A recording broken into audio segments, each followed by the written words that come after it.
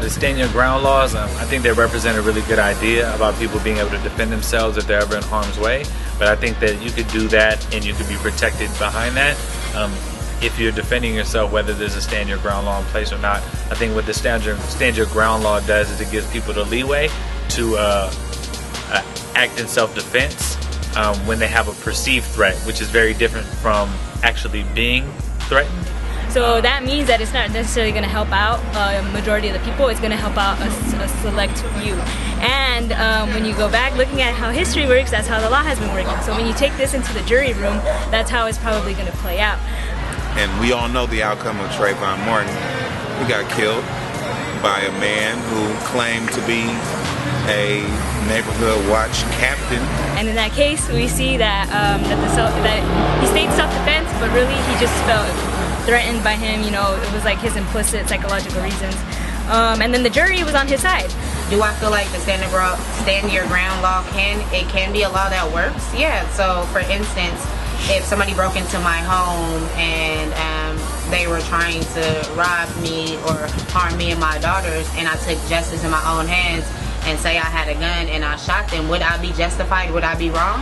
When it comes to the black woman that was trying to use stand your ground law for its relevance in her case of trying to protect herself from a person who had been domestically violent towards her in history, documented history, that wasn't allowed.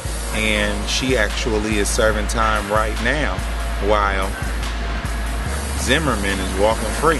When there's women or people of color standing their ground and trying to protect themselves, we don't see them being protected by that law or being able to utilize the protections granted by that law or protected by that law.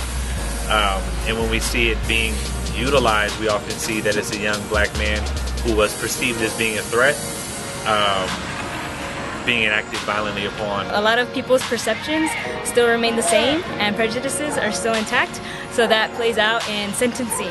And I think that in a society where there's so much racism, homophobia, and classism and sexism, that the idea of perceived threats are often influenced by those types of things that cause people to perceive certain things as threats that aren't threats at all, like a young black man playing his music really loud, or a young black man in a hoodie, or maybe even a trans person who's minding their own business, but you're threatened by their gender presentation or identity presentation.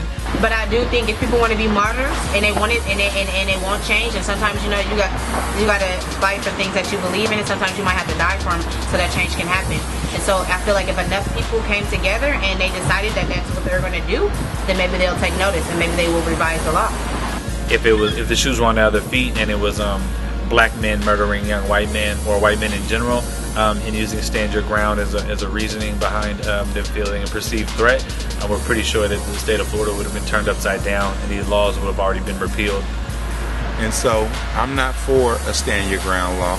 I'm against the stand your ground law. I think that all states should have provisions for people to defend themselves in an appropriate way, not hunt people as in the case of Trayvon Martin.